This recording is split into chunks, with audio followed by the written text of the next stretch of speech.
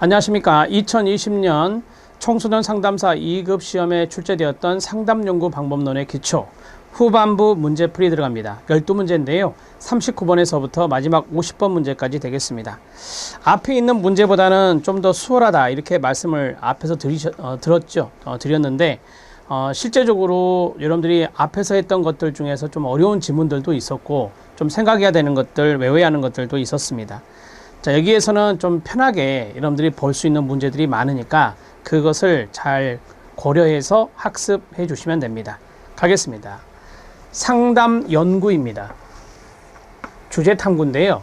우리 이번 시험에 또 연구적인 부분들이 좀 많이 나왔어요. 그래서 상담 연구의 주제 탐구에 해당되는 질문으로 옳은 것을 모두 고른 것입니다. 그래서 이제 퀘스천 마크가 다 붙었습니다. 자, 연구 주제 탐구에 대한 질문입니다. 첫 번째, 상담 기법 ABC 중 어느 것이 상담 과정에 영향을 미치는 변인인가? 네, 이거는 상담 기법이 바로 상담 과정에 영향을 미치는 것에 대한 연구 주제가 되겠습니다. 맞습니다. 두 가지 상담 기법 간에 우울 감소 효과의 차이는 있는가? 이게 이제 효과의 차이, 효과 연구라고 말하죠. 네, 맞습니다. 그냥 이해적인 차원에서 보시면 돼요. 아, 이런 연구 할 수 있겠지. 연구 주제를 탐구하는 거니까요. 우울을 설명하는 이론적 모형이 있을 거예요. 우울을 설명하는 이론적 모형 하면은 우리가 설명하면은 설명 변수, 독립 변수라고 하잖아요. 우울이 뭐겠어요? 예, 종속 변수가 되겠죠. 따라서 그런 이론적 모형은 바로 인과관계의 모형이 되겠습니다. 인과관계의 모형이 되겠는데 이런 모형에 근거한 가설이 무엇인가 라고 했어요. 네, 이런 연구 주제할 수 있어요. 우울에 영향을 끼치는 요인들이 많이 있을 거 아니에요. 그걸 가설로 설정하는 거예요. 그런 가설이 무엇인가? 그래서 인과관계를 검증하기 위한 가설을 연구 주제로 삼을 수 있습니다. 우울을 설명하는 변인 중에 매개 변인은 무엇인가? 이게 바로 매개 효과 연구라고 하죠. 매개 효과 연구 이렇게 정리를 할 수 있습니다. 자, 모두 다 맞아요. 모두 다 상담 연구의 주제 탐구를 위한 질문들로 맞습니다. 답은 5번입니다. 석사학위 논문을 쓰신 분들은 이런 문제 금방 풀 수 있습니다. 자, 40번 문제에 들어갑니다. 양적 연구 패러다임 속한 것을 모두 고르면입니다. 제가 그랬죠. 질적과 양적 이런 문제들이 좀 많다 이렇게 말씀을 드렸는데요. 담화 분석입니다. 담화 분석은 담화적인 부분이니까 질적 분석이 되겠죠. 예를 들어서 연구자와 연구 참여자 간의 담화, 이것을 분석한다. 이것은 질적 연구예요. 판별 분석 통계적인 방법입니다. 메타 분석 통계적인 방법입니다. 준실험 설계 통계적인 방법입니다. 단일 사례 대상 연구도 통계적인 방법이에요. 다 수량화하는 거예요. 수량화하는 것이다. 우리가 이제 수량화하는 작업이 대부분인 것이 다 양적 연구니까 판별 분석, 메타 분석, 분석에 대한 분석을 하는 거죠.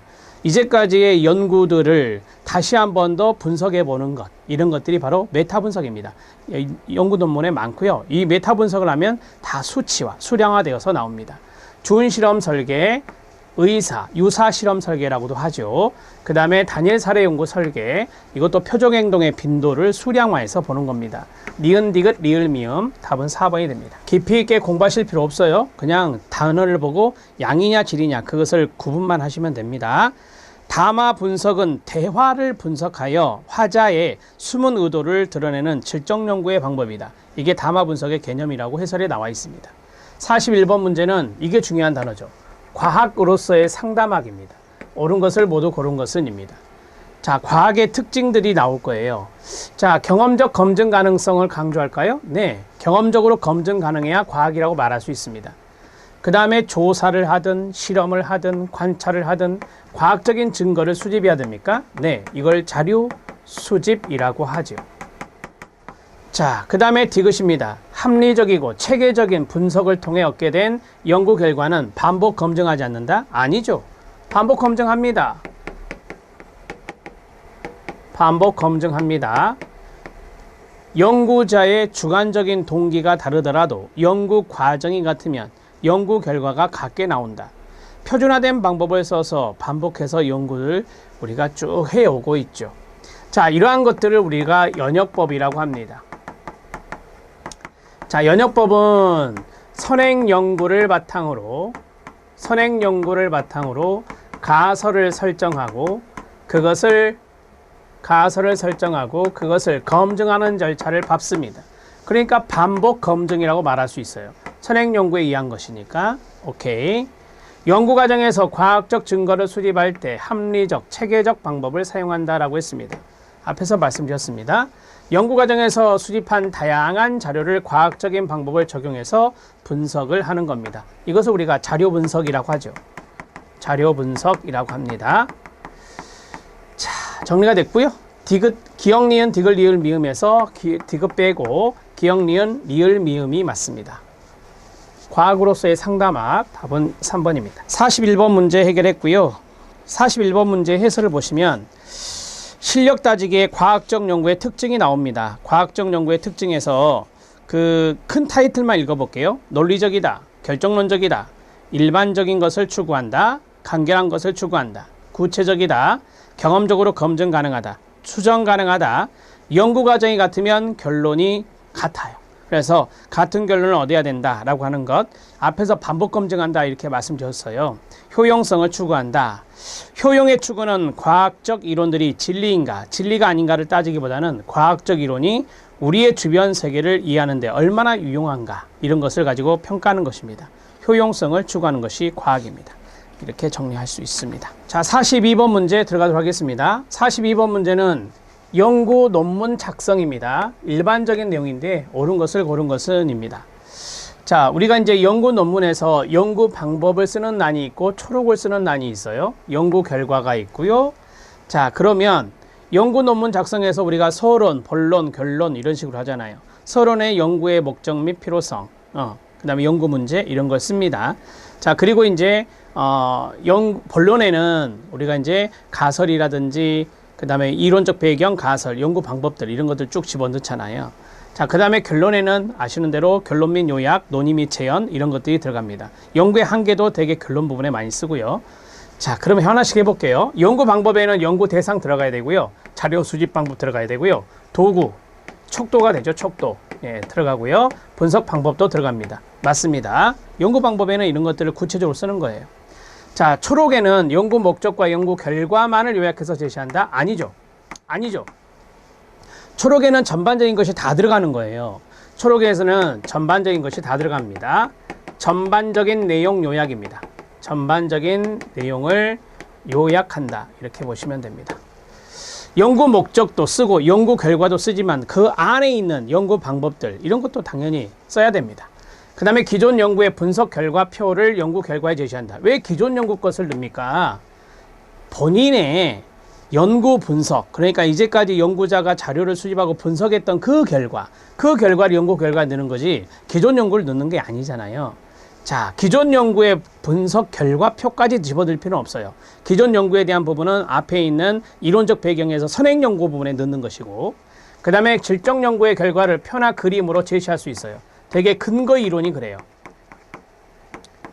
슈트라우스의 근거 이론이요. 이 근거 이론이 바로 이제 질적 연구 중에 하나잖아요. 여기에 이제 표라든지 그림이라든지 그런 걸 넣습니다. 개방 코딩, 추 코딩, 선택 코딩에 쓰는데 이 추 코딩에서 우리가 인과적 조건, 그 다음에 어떤 현상이라든지, 그 다음에 작용 상호작용 전략이라든지 결과라든지 이런 것들을 쭉 추 코딩을 해서 정리를 하잖아요. 자, 정리가 됐습니다. 기억 맞고요. 그 다음에 리을 맞네요. 기억과 리을 2번이 답이 됩니다. 어려운 부분 아니죠? 자, 43번 문제 들어갑니다. 또 이런 문제죠. 상담 연구에서 연구 주제 탐색 및 선정 방법으로 옳지 않은 것은입니다. 자, 앞에서 연구 주제 탐색을 위한 질문들을 해봤고요. 이제 연구 주제를 선정하는 방법에 대해서 이야기를 하고 있습니다. 기존 연구에서 이미 분석한 자료를 다시 사용하는 것은 모두 표절입니까? 독창적 연구가 될 수 없습니까? 아니죠. 이거 틀렸죠. 자, 기존 연구에서 이미 분석한 자료를 다시 사용하는 것. 인용을 하면, 사이테이션을 쓰면은 표절이 아니에요. 인용을 하게 되면 표절 아닙니다. 사이테이션을 기입하게 되면은 표절이 아닙니다. 그리고 우리가 기존 연구에서 이미 분석한 자료가 있는데 기존 연구에서 이런 부분이 좀 연구의 한계였다. 이런 부분을 좀 더 연구했으면 좋겠다. 이런 것을 넣어서 우리의 연구를 진행할 수도 있어요. 그러면 독창적인 연구가 되는 거예요, 여러분. 그래서 이 부분도 잘못된 부분이 있습니다. 기존 연구의 연구 설계에 대의문점을 갖고 해당 주제를 다른 연구 설계로 탐구한다. 네, 좋죠. 기존 연구 설계가 있는데 이것보다 이게 더 좋지 않아? 이런 식으로 연구자가 참신한 아이디어를 생각해서 다른 주제로 연구 설계할 수 있어요. 그 다음에 유사한 연구들이 각각의 연구 결과를 제시한다라고 말씀드렸잖아요. 앞에서 이를 통합해서 결과를 도출할 수 있다라고 했습니다. 이게 뭔지 아시죠?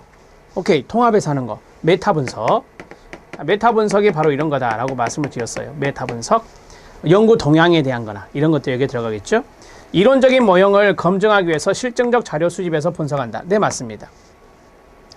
많은 학자들이 이론적인 모형을 이야기해요. 많은 학자들이 허즈버그의 동기 이론이라든지 메슬로우의 욕구 위기 이론이라든지 이런 것들이 이론적인 모형들이 있어요. 그러한 모형들을 우리가 이제 실증적인 자료를 수집해 가지고 그걸 분석할 수 있어요. 네, 좋죠. 상담 실무에서 얻은 상담 기법이지만 내담자 특성에 따라 효과가 다름을 인식하고 연구를 시도한다라고 했습니다. 우리가 상담 실무에서 상담 기법을 많이 쓰잖아요. 그런데 내담자 특성에 따라서 이게 효과가 달라요. 기법이 다 똑같이 천편일률적으로 나온 게 아니라 효과가 다르다고요. 그러면 이거 다름을 인식하고 여기에 대해서 연구를 해볼 수 있겠죠. 앞에서 두 가지 이상의 상담 기법이 상담 효과에 미치는 영향 이런 것들을 볼 수가 있잖아요. 이제 그런 것들을 여러 내담자에게 적용을 해서 우리가 그걸 연구로 진행할 수도 있다라고 하는 겁니다. 맞습니다. 답은 1번입니다. 43번 문제 해결했고요. 자, 거기 실력 따지게 보면은 표절과 인용이 나오는데 이런 것들은 여러분들이 잘 아시니까 자기 표절이란 게 있어요. 자신의 저작물에 대해서 상당 부분을 그대로 다시 사용하는데 출처를 밝혀야 되거든요. 자기 연구여도 출처를 밝혀야 되는 거예요. 밝히지 않으면 이게 자기 표절이 됩니다. 자, 참고하시고요. 44번 문제 들어갑니다. 상담 성과 연구입니다. 이번에는 연구 부분이 상당히 많이 나왔어요. 자, 상담 성과 연구인데 무처치 집단이 뭐예요? 통제 집단이잖아요. 무처치 집단이 통제 집단인데 이것을 설정하고 연구할 때는 윤리적 문제를 고려해야 됩니다. 맞습니다. 처치를 안 하니까 윤리성을 고려해야 된다라고 하는 겁니다. 예를 들어서 장애인이 처치를 받아야 되는 입장이잖아요. 프로그램이라고 생각하면 돼요. 근데 장애인들에게 6개월 동안 프로그램을 실시하지 않는다? 연구를 위해서? 이거는 윤리적 문제가 발생할 수 있어요. 그래서 이런 것들을 충분히 고려한 다음에 연구를 해야 됩니다. 맞고요. 실험 연구는 상담의 성과를 확인할 수 있지만 조사 연구는 확인할 수 없다라고 했는데요. 아니죠. 상담의 성과는 실험 연구도 가능하고 조사 연구도 가능한 거예요. 조사 연구는 앞에서 말씀드렸던 서베이라고 하는 거, 질문지법이잖아요. 이런 상담의 성과를 충분히 조사 연구도 확인할 수 있습니다. 이렇게 알아놓으시면 되고요. 자, 그 다음에 공통 요인을 검증하기 위해서 공통적인 요인이라고 보시면 되는데 다수의 상담자와 그들의 내담자를 표집한다라고 했어요. 네, 맞습니다. 예를 들어서 인지의 행동 치료를 한다.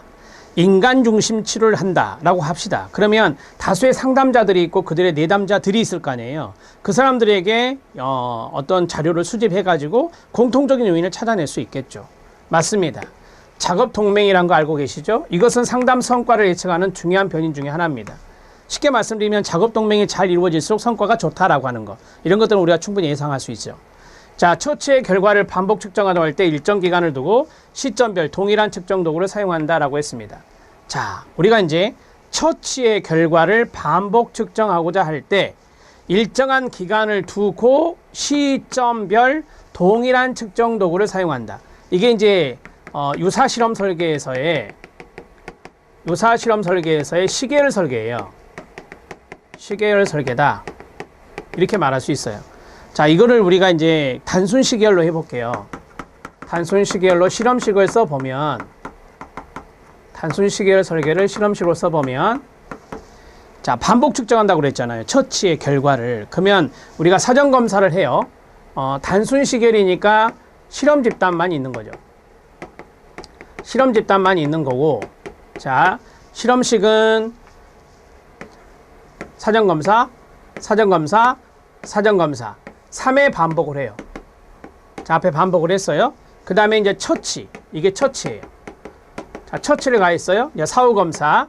3회 했으니까 이것도 3회. 4, 5, 6. 이게 뭐예요? 처치의 결과를 반복 측정한 거예요. 3회 반복 측정한 거죠. 이렇게 정리할 수 있어요. 일정 기간을 두고 시점별 이라고 했잖아요. 일정 기간은 여기서 여기까지 만약에 1주간이라 하자. 그럼 여기도 마찬가지 1주간이 되는 거예요.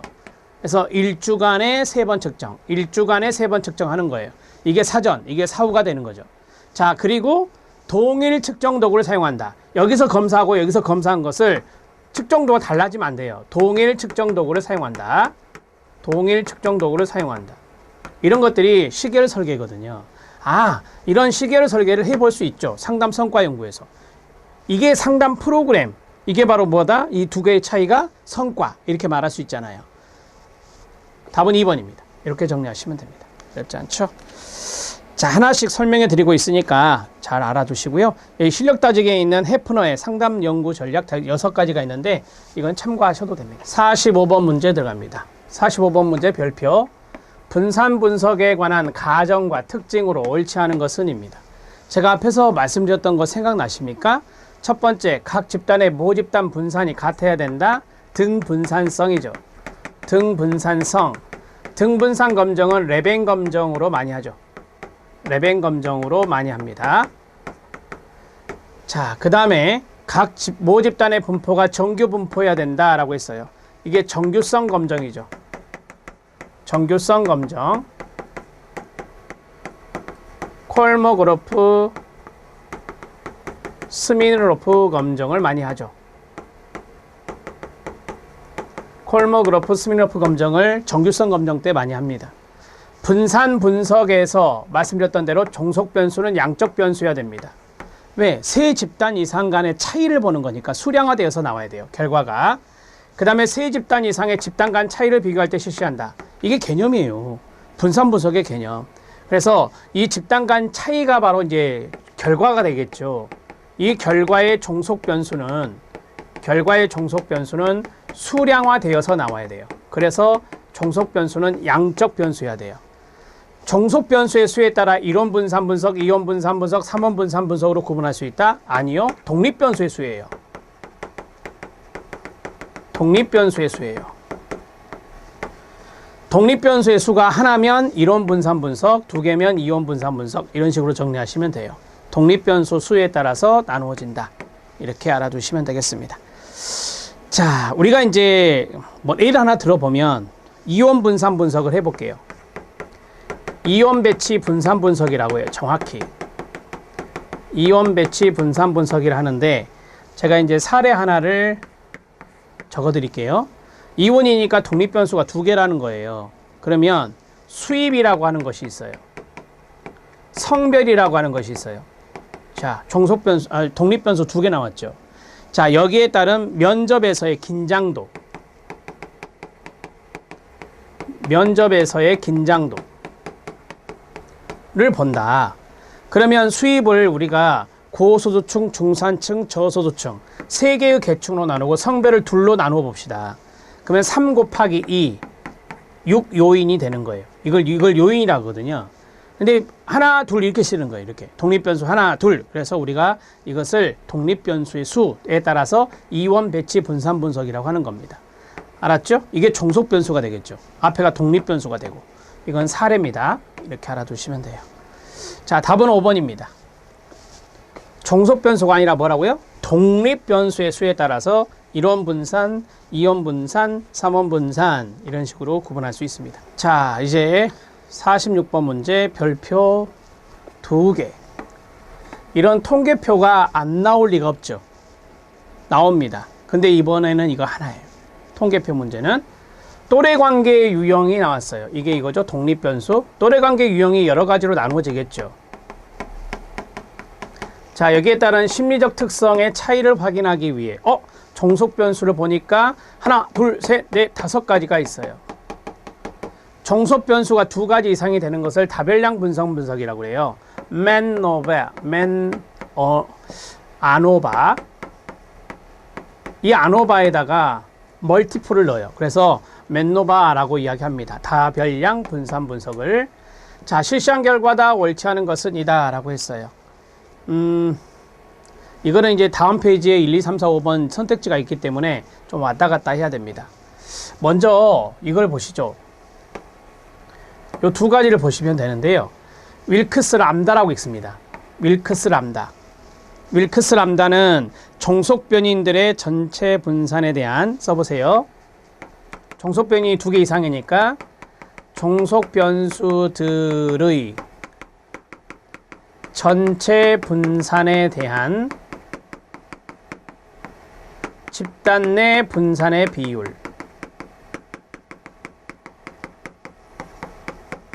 이걸 말해요. 개념이에요. 자, 에타 제곱이라고 읽어요. 이 에타 제곱은요, t 검정에서 r 제곱, 즉 설명력을 말하는 거예요. 설명력을 의미하는 거다. 개념을 알아야 그 다음 선택지를 풀 수가 있어가지고요. 여기서 여러분들이 p 값을 좀 유의하게 봐야 돼요. p 값. p 값 봐보세요. p 값 0.000, 이게 p죠. 유의확률 p. 0.000, 0.000, 0.001, 0.025. 다 모두 다 p가 0.05보다 작죠. p가 이게 알파에 알파. 0.05보다 작죠. 다. 유의하다. 이렇게 말할 수 있어요. 여기도 마찬가지고요. 자, 윌크스 람다 값을 보면 또래 집단 유형 간의 심력 특성의 차이가 있다라고 말할 수 있다. 자, p 값이 0.000이 나왔잖아요. p 값이 0.000이 나왔기 때문에 유의한 차이가 있다라고 말할 수 있어요. 자, 앞으로 다시 와요. 이게 0.023이잖아요. 0.23. 그러면 1-0.23은 0.77이 되죠. 77. 자, 그러면 이제 0.77이 무엇이냐라고 하는 거예요. 0.77. 0.77은 이게 아까 뭐였죠? 이게 윌크스 람다잖아요.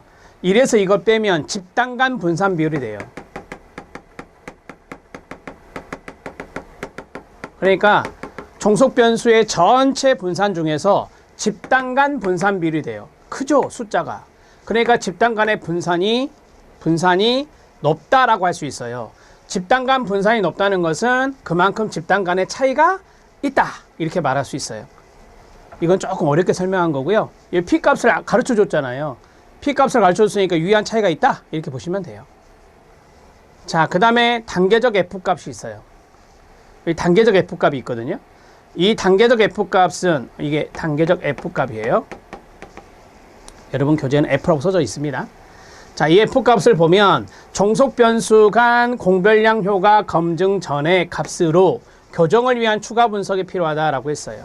자, 여기 보면 공별량 효과 검증 전의 값이다 라고 했잖아요. 이 단계적 f 값은 공별량 효과 검증 전의 값이 아니에요. 불안을 투입했을 때의 f 값과 우를 투입했을 때 종속 변수에 이게 f 값이에요. 그러니까 단계적 f 값에서 우리가 가장 설명력이 높은 것을 보면 이 단계적 f 값이 큰 거 요거잖아요. 설명력 보면 가장 큰 게 이거잖아요. 외로움이라고 하는 것이 63%로서 가장 설명력이 높은 거예요. 그래서 단계적 f 값이 가장 높습니다. 이것 자체로도 의미가 있는 거지 교정할 필요는 없어요. 교정할 값은 아니다. 단계적 f 값은 여러분 해설을 보시면 어디를 보면 되냐면요. 우리가 앞에서 공별량 분석이라는 걸 배웠어요. 공별량 분석이라는 것은 공별량을 통제하고 순수하게 독립변수와 종속변수의 관계를 보는 것이 공별량 분석이잖아요. 여기서는 통제하는 게 아니에요. 그냥 단계적으로 투입만 했을 뿐이지. 그래서 우리가 이거는 통제해서 보는 공별량 분석은 아니다. 이렇게 정리하시면 돼요. 공별량 분석하고 다별량 분산 분석하고 달라요. 완전 다릅니다. 그래서 여기서 공별량이라는 말이 들어간 자체가 어폐가 있다. 이렇게 생각하시면 돼요. 해설을 읽어보시면 이해될 것 같고. 자, 그 다음에 요거 탈락이다 이거예요. 추가 분석할 필요가 없어요. 그대로 이해하면 되는 거라 이거예요. 값이 클수록 종속 변수에 대한 독립 변수의 설명력이 증가한다라고 했어요.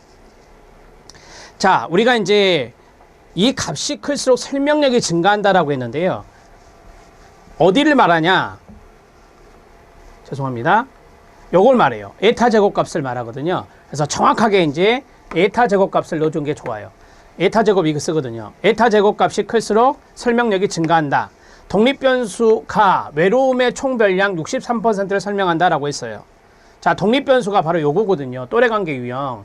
이것이 여기에 설명을 할 때, 이건 설명을 받는 거니까 설명을 할 때 또래관계 유형이라고 하는 것이 외로움에는 63%의 설명력을 갖고 있구나. 이렇게 해석하는 거예요. 4번 지문도 맞습니다. 자, 앞으로 넘어와서 자, 여기 보세요. 또래관계 유형에 따라서 불안, 우울, 외로움, 수줍음, 충동성 다 들어갔어요. 5개. 자, 통계적으로 유의한 차이가 있다라고 했습니다. P가 0.05보다 다 작죠. 그래서 제가 앞에서 말씀드렸잖아요. P가 다 0.05보다 작아요. 0.05보다 작다고요. 그래서 모두 다 유의하다. 하나, 둘, 셋, 넷, 5가지 종속변수 결과에 모두 유의하다. 이렇게 말할 수 있습니다. 그래도 이 통계표 문제는 쉬워요. 힌트도 많이 줬고. 역대 기출문제 보면 통계표 나온 문제들이 있거든요. 그것만 골라가지고 풀어보세요. 그러면 통계표 문제 나올 때 긴장하지 않고 풀 수 있습니다. 답을 해결합니다. 2번이 답이에요. 공별량 효과 검증 전의 값이 단계적 F값이 아니다. 단계적 F값은 각각의 종속 변수가 다 달랐잖아요. 5개의 어떤 심리적인 특성이 있었잖아요. 이제 거기에 해당되는 것들, 종속 변수, 예를 들어서 종속 변수에 불안을 투입했을 때의 값, 그 다음에 거기에다가 우울을 투입했을 때의 값, 거기에다가 외로움을 투입했을 때의 값. 그래서 단계적이란 말을 쓴 거예요. 단계적이란 말을 그래서 쓴 겁니다. 자, 외로움이 가장 큰 영향력을 끼쳤다라고 말할 수 있어요. 외로움이 투입되었을 때 가장 높은 값을 가졌기 때문에 그렇다. 이렇게 정리하시면 됩니다. 자, 47번 문제 들어가죠. 답은 2번이었고요.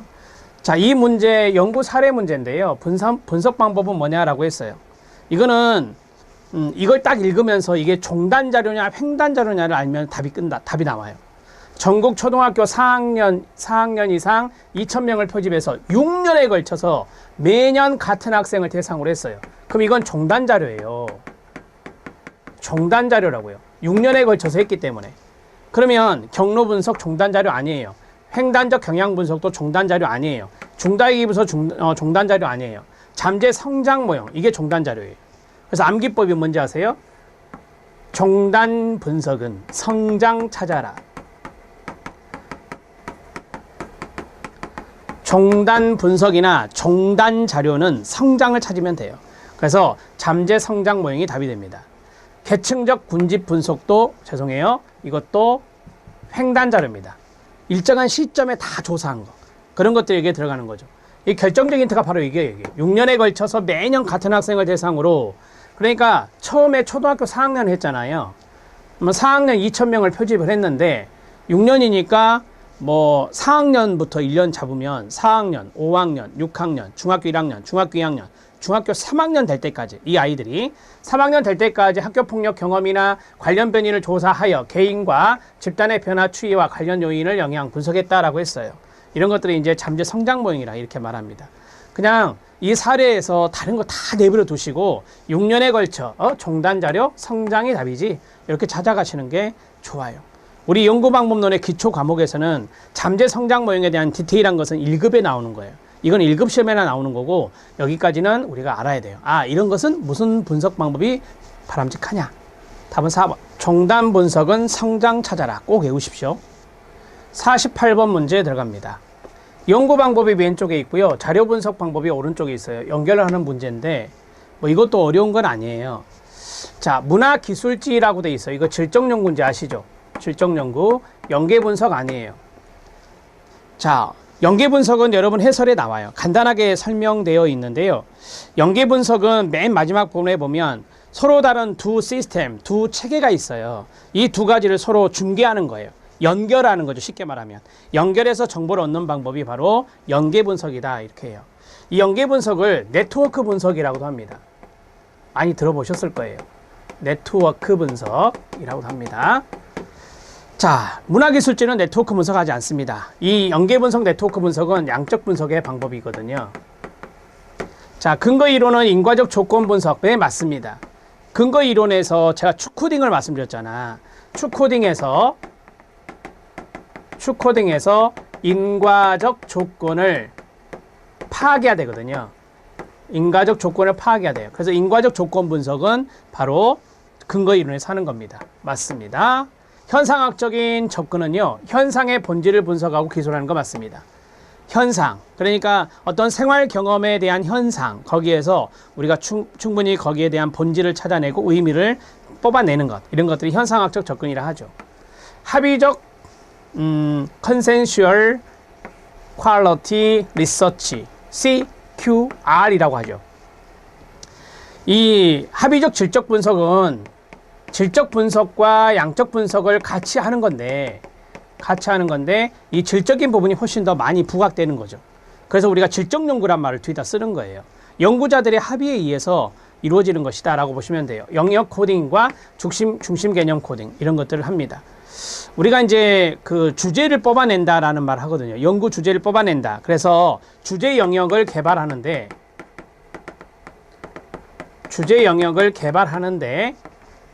처음에 이제 영역 코딩이 이루어져야 되겠죠.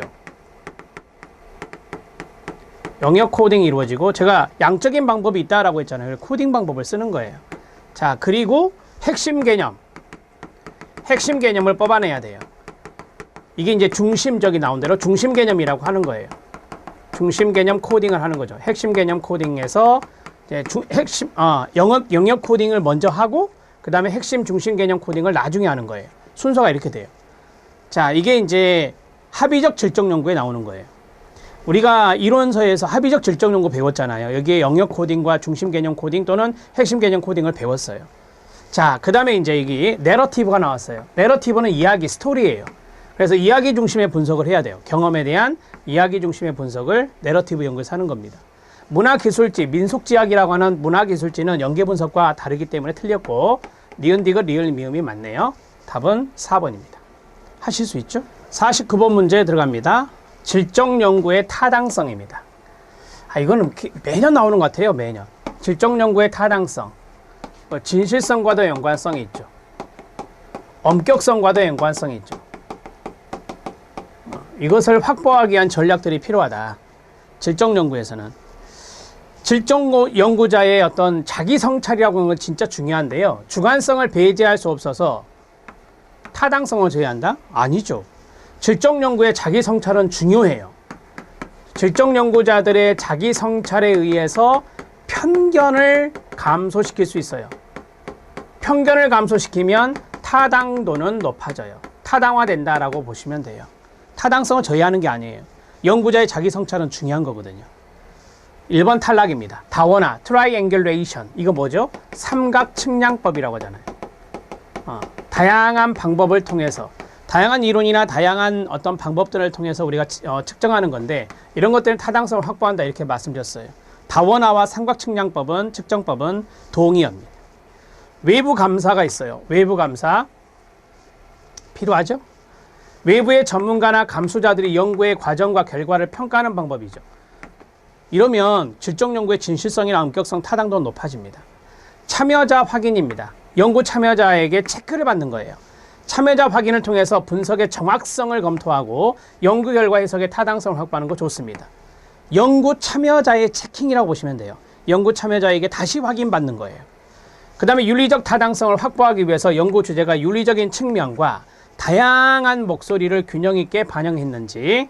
자, 윤리적 타당성이라고 그랬으니까 우리가 질적 연구에서 윤리적인 부분이 중요할 수 있거든요. 그래서 윤리적 타당성 확보하기 위해서는 연구 주제라고 하는 녀석이 윤리적인 측면에서 바람직한지, 그 다음에 다양한 목소리를 균형감 있게 이 연구 주제가 담고 있는지, 그런 것들을 검토해서 윤리적 타당성을 확보해야 됩니다.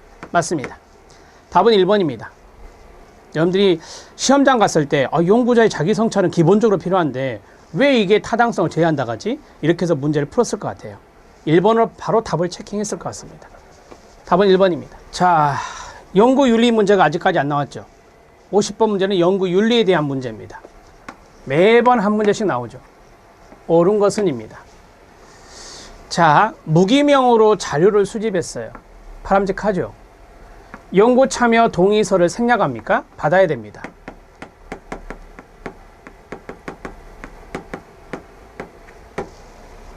무기명으로 자료를 수집하는 것이 우리가 되게 설문조사할 때 많이 하잖아요.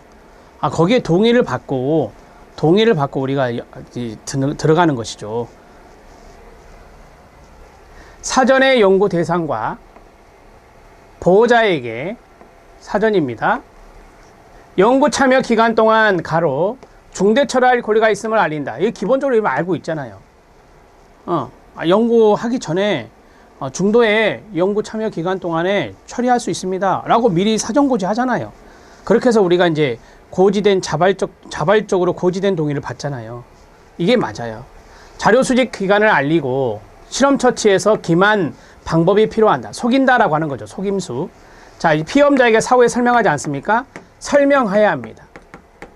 사후에 설명한다. 이거를 디브리핑이라고 하죠. 디브리핑, 사후 설명이라고 합니다. 디브리핑을 사후 설명이라고. 세 번째는 많이 보셨을 거예요, 이 지문. 그 다음 네 번째, 연구 참여로 인해서 무처치 집단에 배정된 참여자의 의사와 상관없이 연구 종료와 동시에 처치 상황을 종료한다라고 했는데요.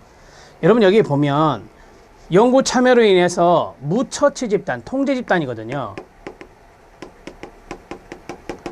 통제 집단에 배정된 참여자, 통제 집단 참여자예요. 의사 중요해요, 안 중요해요? 의사 반영하죠, 당연히. 처치 집단의 의사만 반영하는 게 아니라 무처치 집단, 즉 통제 집단 참여자의 의사에 상관없이가 아니라 의사를 고려하면서 연구나 처치 상황을 종료하는 거죠. 이해됐죠? 네. 우리가 처치 집단과 무처치 집단 따로따로 분리해서 집단을 운영을 하지만, 집단을 나누어 놨지만, 이 집단, 두 집단의 참여자의 의사는 존중돼야 돼요. 자, 그 다음에 미성년자가 나왔어요. 그 다음에 비장애예요. 미성년자인 만 16세 비장애 고등학생을 대상으로 조사할 때는 보호자의 동의로 본인의 동의를 대신한다. 아니죠. 본인 동의가 우선입니다. 본인 동의가 원칙입니다. 보호자 동의로 대신하는 건 뭐냐면 장애인일 때, 의사 표현 능력이 부족할 때, 미성년자이면서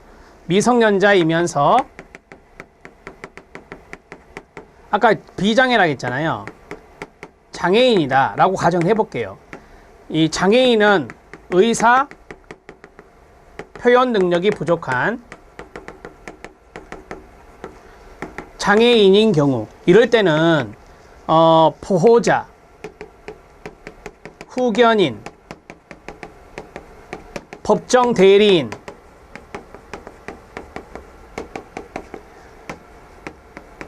동의가 우선시 될 수 있어요. 이럴 때는 동의가 가능해요.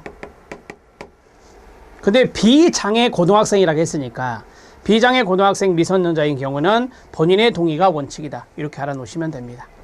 자, 옳은 내용 찾았습니다. 답은 2번이고요. 무기명으로 자료를 수집할 때라도 연구 참여 동의서 받습니다.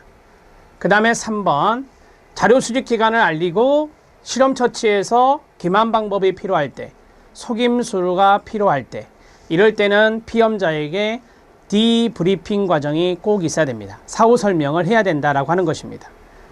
자, 네 번째는 연구 참여로 인해 무처치 집단에 배정된 참여자의 의사도 존중하면서 고려하면서 연구 종료, 처치 상황 종료가 이루어져야 됩니다.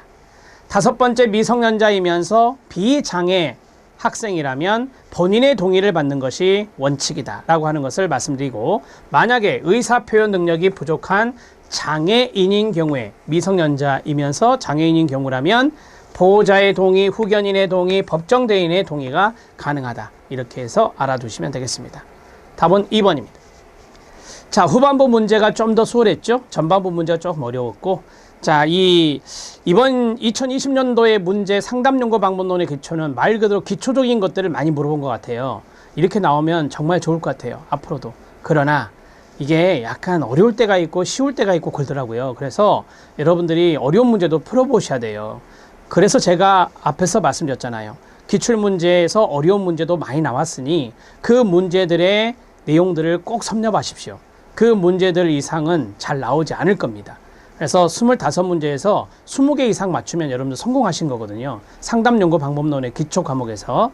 그래서 그런 개수를 맞아내기 위해서는 기존의 기출 문제를 분석하는 게 무엇보다 중요하다는 걸 다시 한번 강조해 드립니다. 마지막까지 최선을 다하시고 좋은 점수로 합격하셔서 면접도 잘 보시고 그리고 연수도 잘 받기 바랍니다. 수고하셨습니다.